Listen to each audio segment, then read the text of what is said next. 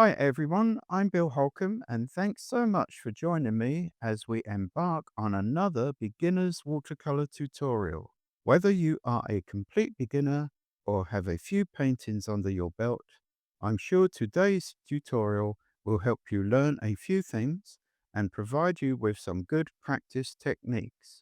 Only a simple pencil line is needed for your horizon, so let's get started. Then I've got clear water on a quill brush, number 8. I'm laying that down with gaps in the sky area. Then I come in with the weak Winsor Blue on top and come down to the horizon line.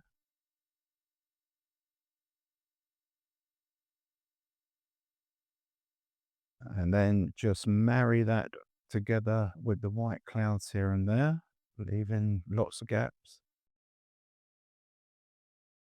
Then you get very clean tissue and you dab onto the blue where it joins the white and you get nice fluffy clouds. Very simple, easy for beginners. You can create a sky that quickly. Dry it off, always dries lighter with a hairdryer. Now we're doing a distant mountain range with a combination of Paynes Grey and Winsor Blue. We got a number 8 brush and we lay down some clear water for that distant range. You decide how high you want that to be. My one's fairly high, going over some of that cloud area near the horizon. You might want yours a bit lower, you decide. And you might want a different shape.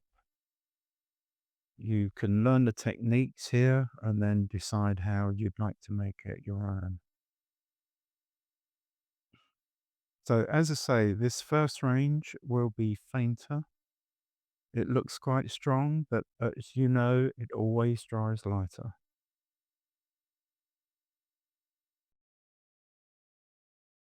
So as usual, we will mop up the edges to avoid creep back with a tissue and then dry off with the hairdryer, and it's lighter. Now we've got the nearer range and we've gone straight into the pigment, strong pigment, and then dipped into some water and laying that down at the lower section, just marrying that together down to the horizon line. It is very quick, simple, easy. I know you can do this. Get a number 1 brush and do some tree trunks. There's a little tree line on the right there. Nothing too complicated. Very easy to do.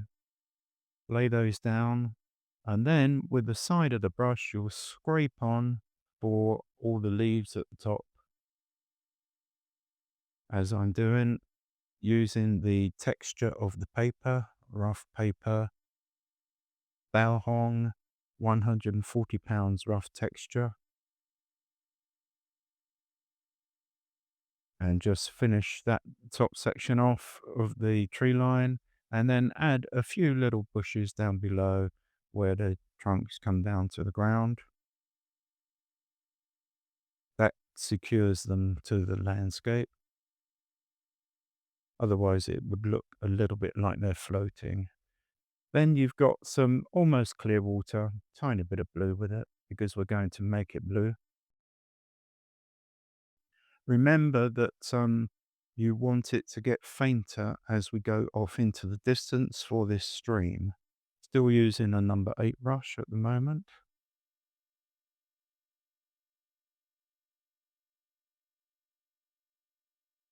And make it an interesting shape. Not too many straight lines involved. Make it a little bit jagged, meandering a little bit here and there.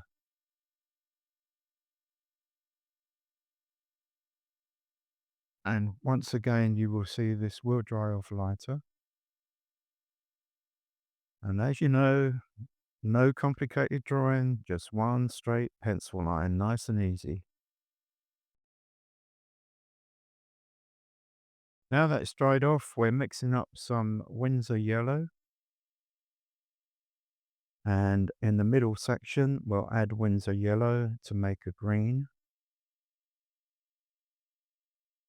make existing use of the pigment there. Then still with our number 8, we come all the way across that landscape up to the edge of the stream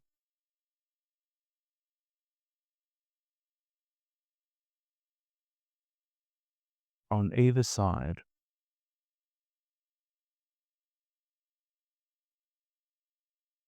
And do remember that my board is at an angle sloping from top to bottom. There's a block of wood underneath, about 10-15 degrees, no more than that.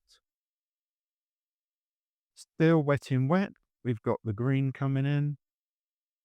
Start at the bottom and work your way up, because if you do it that way and do not keep loading the brush, it gets fainter and fainter as you go into the distance towards the horizon line. If you started at the top, it'd all be one strength. It would all have the same tone to it. And you want it to lighten as it goes away into the distance.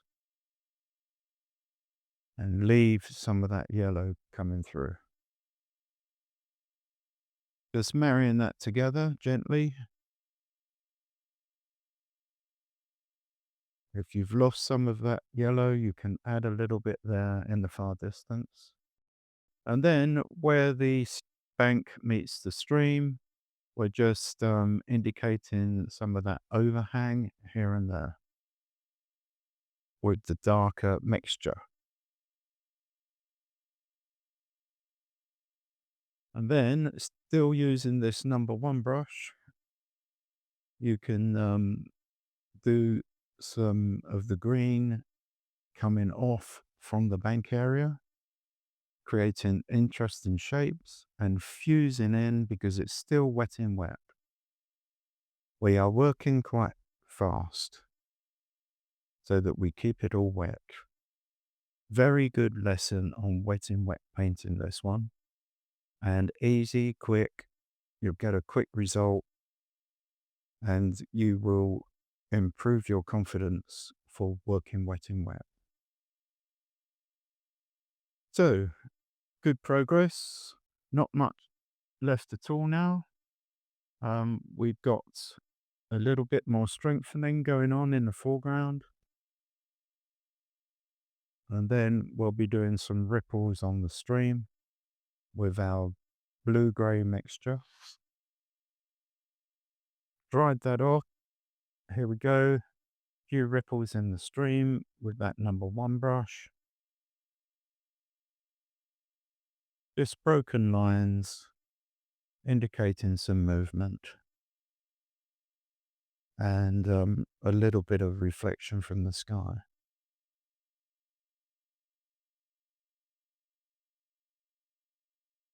Nice and easy, quick result.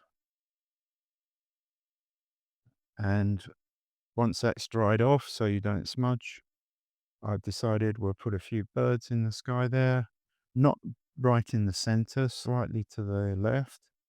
I'm just putting 5 in there, add some life and movement. And here we have it, a no sketch landscape, mostly in wet, perfect for beginners. Please have a go at this one and let us know how you get on. Thanks for watching, and we'll see you next time.